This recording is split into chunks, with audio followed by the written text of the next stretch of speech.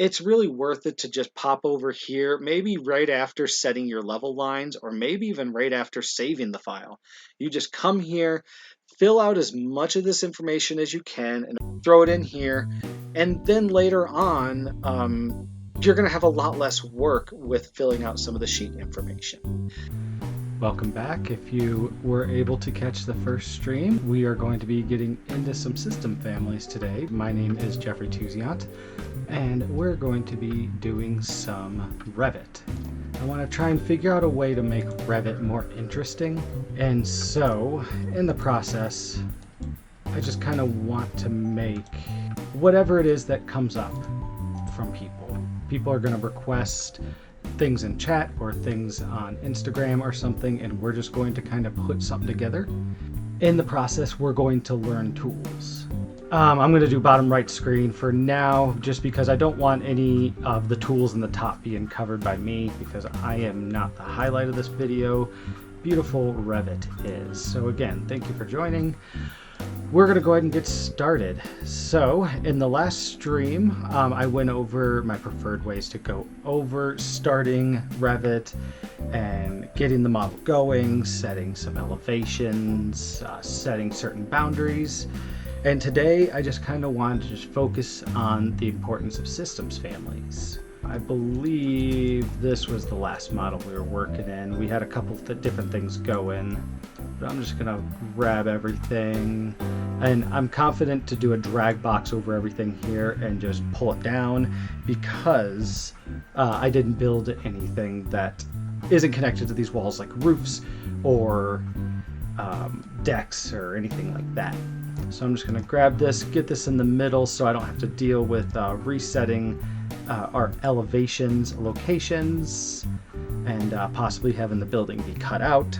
We've got walls started. I'm gonna go a little bit more into walls, but let's just go ahead and just do systems families in general. Most of the systems families you can see just in the top architecture tab here. I've got some walls in. I'm going to go ahead and throw in some floors as I clicked on ceiling. So when you start the floor tool, by default, the type is going to be a generic one. As I mentioned last time, I don't prefer generic families.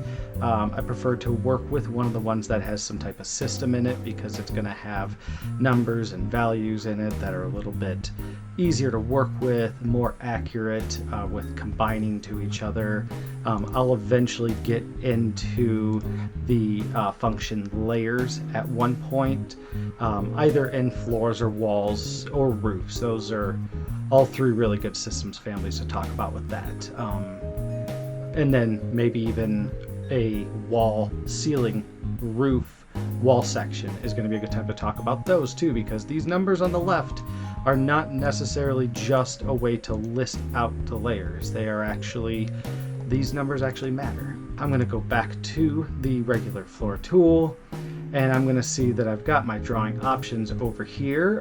For most boundary-based tools like this, you are going to get pretty typical drawing tools here. So I'm just going to go ahead and start with the pick wall tool, and have the extend into walls going, because the pick wall is going to be nice for when I move the walls, and the extend into wall to core is going to make sure that the wall is setting to the correct boundary. So it's not just arbitrarily placing inside of the wall, it is placing on the outer part of the core, which, if I didn't mention last time, core is going to be a very interchangeable word for studs.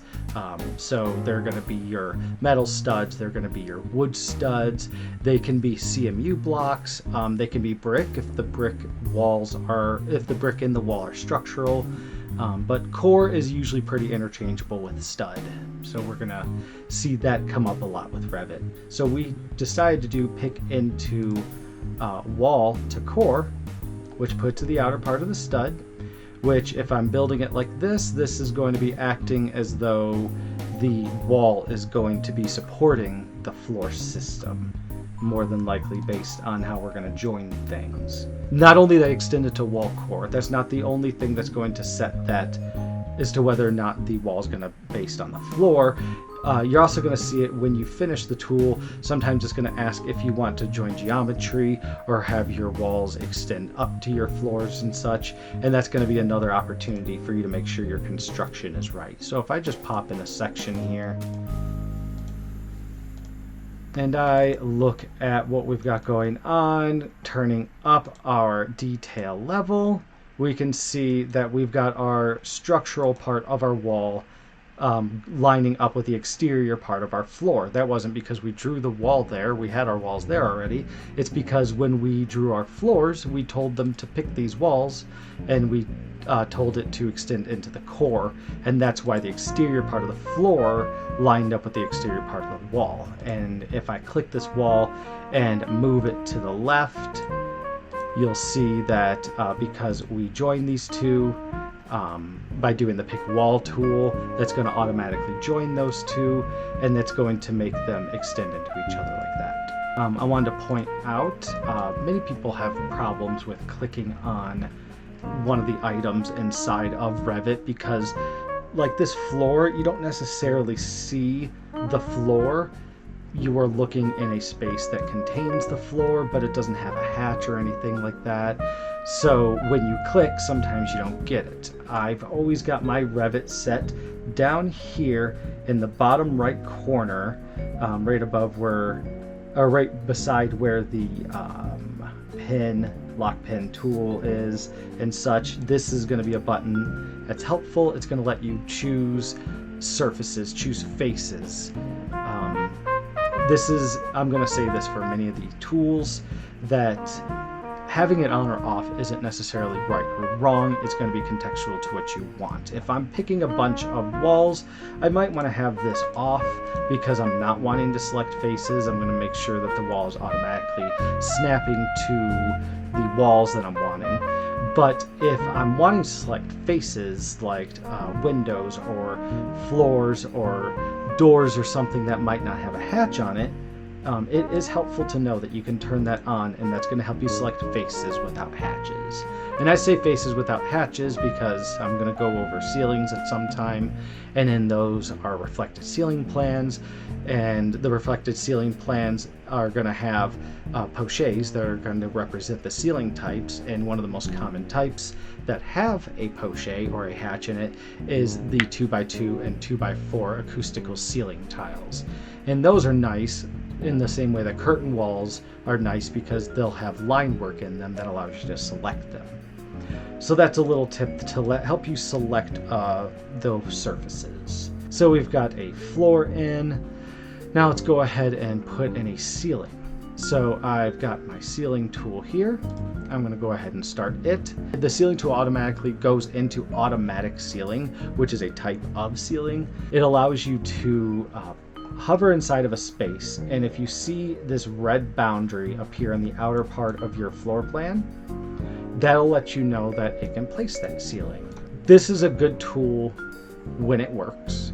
I find that the reason why it's the first tool in the list is because you can go through all the different rooms inside of your house that the tool will let it work with, and then once it's done and you can't work with the tool anymore, you can go into the sketch ceiling, which is just going to be one of our base boundary drawing tools, just like our walls are. Auto ceiling. A couple things that are going to make this not work. The two biggest things is, one, you're trying to place a ceiling at a height that is higher than your view range. It is understandable if you want to place a ceiling at 9, 10, 12, 20, 40 feet or something, but if Revit is not looking to that level, then the automatic ceiling tool isn't going to work. That doesn't mean that the ceiling tool won't work. You can still go through and you can sketch your ceiling if you don't feel like getting out of this and adjusting your view range. If you don't feel like going into that, then you could just go into your sketch ceiling tool and just put the boundary that you want it. Our view range is allowing us to place an 8 foot. So I'm just going to place and click in this room. That's going to place the automatic ceiling boundary tool, and I can press check and it's going to have it placed. Now, when I click, I'm not going to click on the ceiling because I'm looking down, because Revit prefers you to be in a floor plane when you're building this ceiling.